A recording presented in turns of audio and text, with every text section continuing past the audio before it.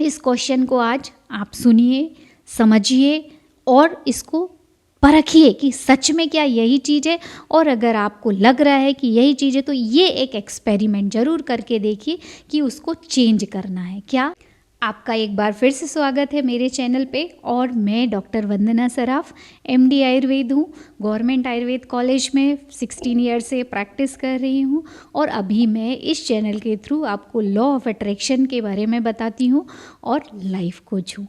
तो आज की जो एक फॉर्मूला मैं आपको देने वाली हूँ उसको आज से ही आप अपनी लाइफ में इम्प्लीमेंट करना शुरू कर दीजिए। ये थोड़ा सा वियर्ड है, हो सकता है हर किसी के लिए सूट ना करे, हर किसी के लिए पॉसिबल ना हो, बट आप उसका अल्टरनेट ज़रूर यूज़ कर सकते हो और ये आपके जीवन में अलग नया लेवल आपकी सक्सेस को देगा, आपकी ग्रोथ को बढ़ाएगा, आपकी फाइनेंसेस को अच्छा करेगा, आपकी हेल्थ को अच्छा करेगा, रिलेशन को अच्छा करेगा। एक्चुअली ये थोड़ा सा हट के तरीका है बट इट वर्क्स। और क्यों काम करता है ये भी मैं आपको बताऊंगी। तो वो एक तरीका ये है कि कहीं आपकी ग्रोथ या सफलता को आपकी जगह जहाँ आप हो वो तो नहीं रोक रही है।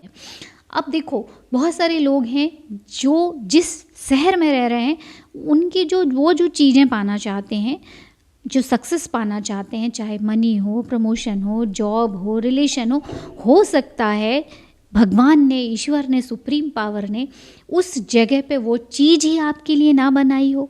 कई बार हम स्टक हो जाते हैं एक ही जगह में और हम एनवायरनमेंट का ही एक प्रोडक्ट बन के रह जाते हैं। फिर आपके अंदर कितनी भी पोटेंशियल हो पर वो निकल नहीं पाती है क्योंकि कहीं ना कहीं हमको कलेक्टिव एनर्जी रोक के रखती है। और ये मैं नहीं बोल रही हूँ, बहुत बड़े बड़े साइकिक बोलते हैं कि हर देश की, हर प्लेस की, हर जगह की एनर्जी, कलेक्टिव एनर्जी डिफरेंट होती है जो आपको ब्लॉक करती है। वो कोच है, लाइफ कोच है और वो जब जाते हैं अलग अलग जगह, तो जैसे उन्होंने 2 जगह का मुझे बताया, एक टर्की का बताया, एक ईरान का बताया और एक जहाँ वर्ल्ड वॉर हुई थी वहाँ का बताया।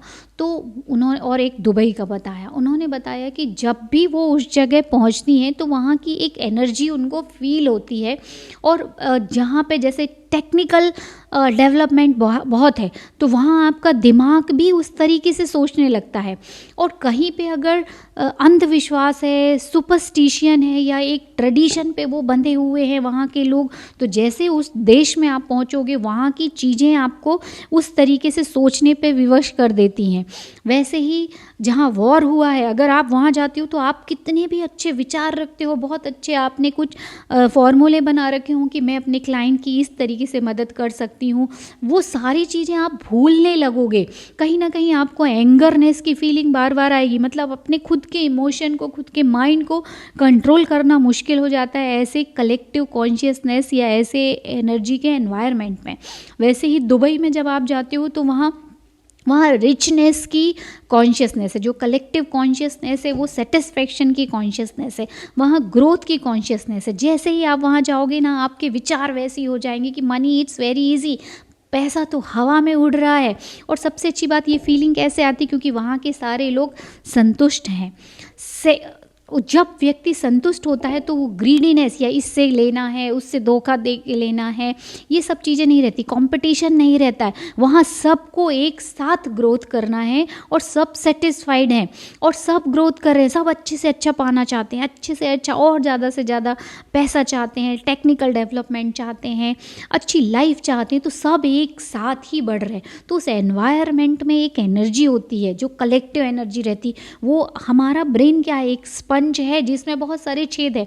आप उस स्पंज को जहाँ रखोगे, जहाँ ले जाओगे वो चीज़ों को एब्जॉर्ब करेगा ही करेगा।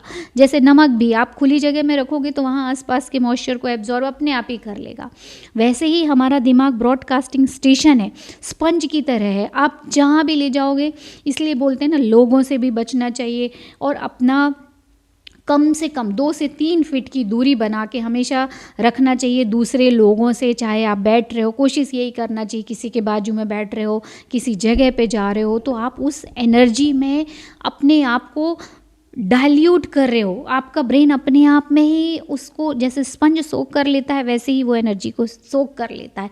तो we aware of your environment, किस लोगों कैसे लोगों के साथ में हो, कौन से एनवायरनमेंट में जा रहे हो, इसलिए बहुत सारे प्रोटेक्शन की भी चीज़ें हैं।